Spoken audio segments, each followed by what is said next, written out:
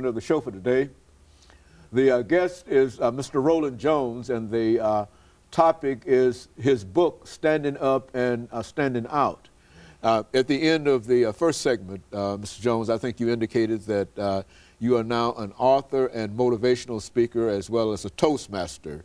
Well, why don't you tell us in a real sense some of the things that you wish to accomplish and how you wish to accomplish it within the realm of your public speaking or motivational speaking career?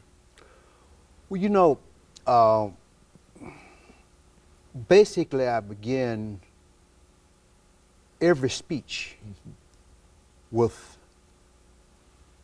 the four most important words, excuse me, rather, two most important words that come from my mouth.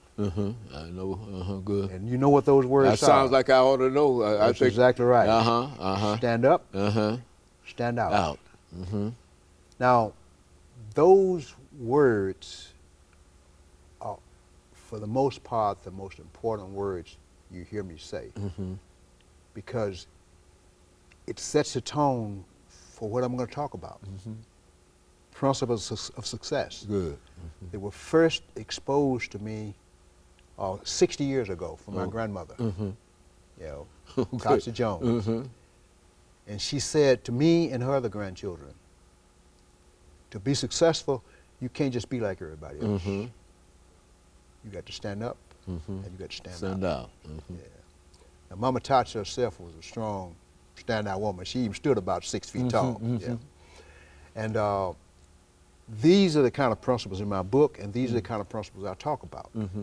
My dad was a Baptist minister. Okay.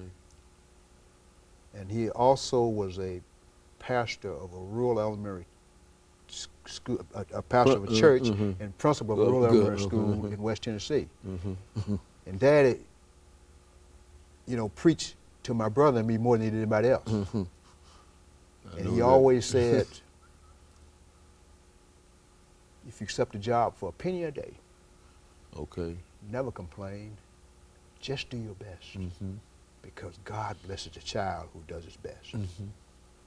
His favorite was always autograph your work with excellence. And then there's my favorite. You never lower yourself by doing any job.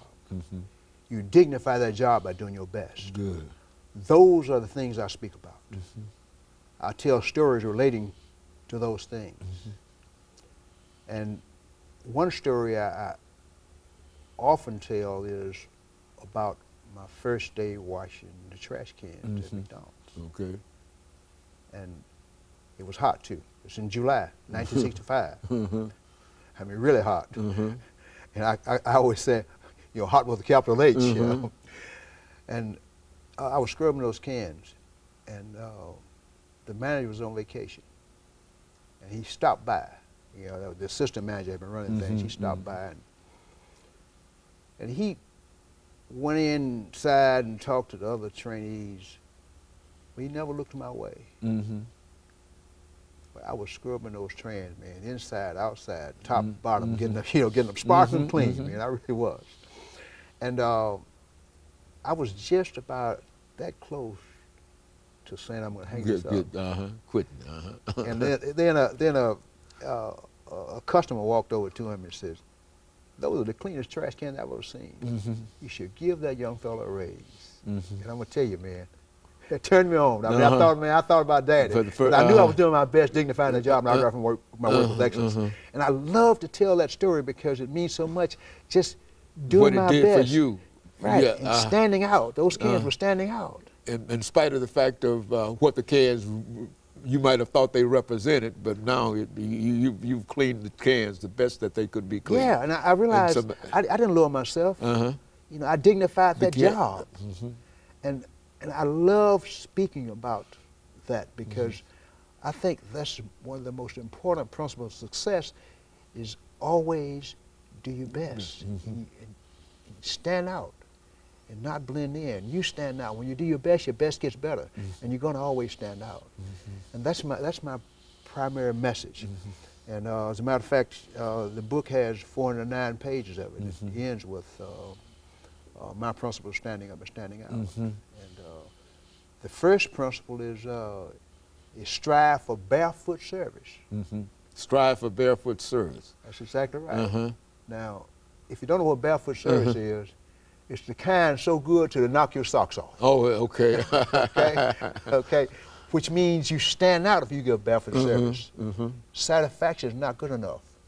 We must impress. To satisfy blends in. To impress stands out. And anytime we stand out by doing our best, we get better and better and better. And as a result of getting better, you know, we gain attention and we impress people. And people see us standing out, creating an opportunity for us to serve. And those are the kind of things I talk about. And also as a part of barefoot service, you know, we communicate that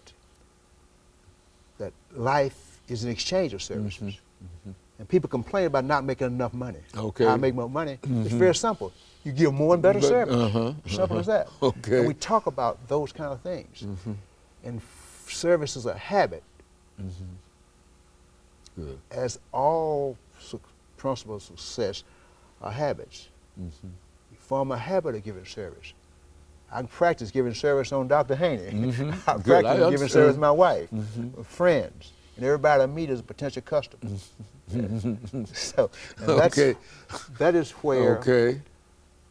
where the rubber meets the road in terms of you're moving forward rather than standing still. You know, being one of the first franchisees in McDonald's, why don't you say something in reference to that? How did you become involved in that, and what would you suggest today if an individual watching this show might want to aim at something like that? What should they do?